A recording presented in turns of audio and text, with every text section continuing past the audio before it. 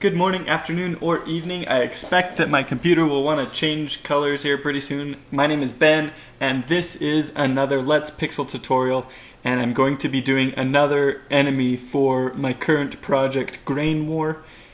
And I've been, holy cow, working so hard to try and get this game's artificial intelligence to work right, and it's being the biggest pain. And I've been working on it for probably seriously a week and a half now just on the artificial intelligence engine. So I hope it's worth it when I get this working, and I'm excited to show you guys when I actually get it working. But for now, I'm going to take a small break and show you guys how to do some pixel art. So I'm going to do, these are some sketches that you might have seen before if you've watched my other pixel art videos, and I'm going to do this little jumping creature right here because he looks kind of fun to me right now. So what we're going to do is, well, first, I don't have any colors picked out yet. So I'm going to show you guys a little bit of the process I go through when I'm picking colors. Now, one thing that I've done in this game, is, and that you always want to be aware of when you're doing any sort of pixel art, is you want to be aware of how your character and your enemies are going to stand out a little bit from the background. You don't want them to mix in to where you can't see them easily. And so one thing that I've done is, if you'll come into my color picker here, you can see anything in my background is usually down here lower to the bottom. These are more like pastel colors down here. They have what's called a lower saturation. You can see their saturation value is really low down here. So my background colors have a lower saturation. My player colors and my enemy colors have a slightly higher saturation, and it makes them stand out a little bit more against the background. So that's one of the things I've done. A lot of people use outlines or whatever, but this is how I've chosen to do it. And so because this enemy is a little bit, I want it to stand out a little bit, I'm going to bring it forward. So I'm thinking here, I've got like red enemies, I've got purple enemies, I've got blue enemies. I don't think I really have a green enemy yet. So we're going to build a green one this time. And I want to find a green that is going to look really good with that little creature there. So I'm going to start with my outline like I usually do. Or not my outline, but my silhouette. I can never remember that word. So let's just grab this really fast because I assume that I'm just throwing some stuff down. That's what the body shape is going to be close to, is like this. And then his legs, he kind of looks like a Metroid, I realized. So his legs kind of come out like this, and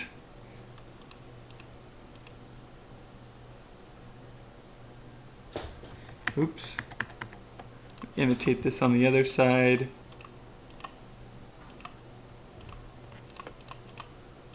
Oops, I want this on replace.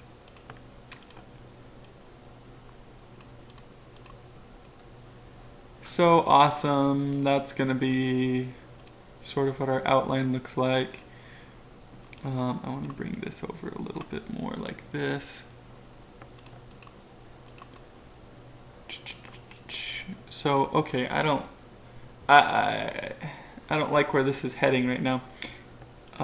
Because if you'll notice on my image over here, the legs kind of appear to come from the top, and this looks like it's coming from the bottom, so I'm going to change that like this.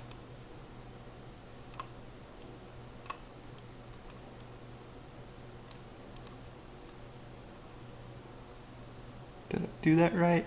Yeah, it looks parallel to me. So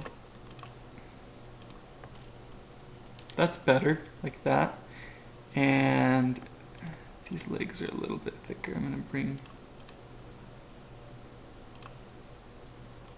bring that up just a bit. There, that's starting to look good. And green's kind of a good color for this because it's going to look kind of like a bug, I guess. So I'm liking the way this is going now. And he's got like these 3 horns. So we'll add those in. That. And our bug creature is looking pretty good now. And one of the reasons I like this enemy is because I'm not going to have to do all 4 directions on this thing. Because some enemies you can get away with that, like my bat, it only goes 2 directions. Some of them you can't though, but this one I can, which is fun to do because it makes my job a little bit easier. Okay, so that makes it look too humanish with the eyes that high. Oh, there we go. That's good. 4 eyes. Oh, I love it. I'm so glad I thought of that. So we're going to do 4 eyes on this guy, and let's get a lighter color. And I'm only going to do 2 colors on him. Now we're going to want to imagine where the light's coming from, and I imagine that it's coming from the top. And that's not going to look good, but I'll fix that in a minute. I'm going to bring this down into there, and then put a light source on the top of it.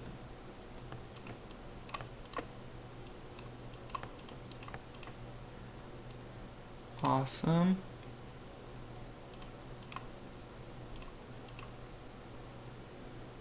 Okay, so that's probably about where the light's going to be coming from, but there's also going to be some light hitting his leg right here, I imagine. Let's add those in. Looks pretty good. And then, yeah, this is looking really pretty good about how I want it to.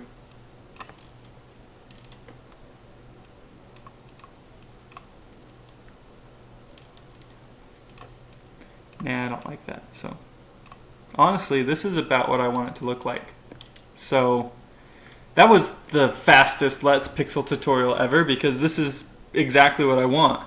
Now, there are a few things, well, let's see. Oh, that's cool. That is really cool. Just adding that 1 pixel there. Oh, I like what that does to it. That is cool. Okay, so this is done. Yeah, I like that even more. And so I'll probably actually do an animation tutorial tomorrow where we animate this. So I'm not going to mix them into one though because I want this video to be really short because my videos have been taking way too long processing. So I will do a Risk of Flame tutorial today, but it will be tonight. I've just been so crazy busy with school and work and with my Grain War project, which I'm sure you guys are excited about too. So thank you guys for your patience on that, and I hope this video was helpful. Make sure and like, favorite it, share it with your friends. Make sure and like my Facebook page. All that information is in the description for this video. So I will talk to you guys later.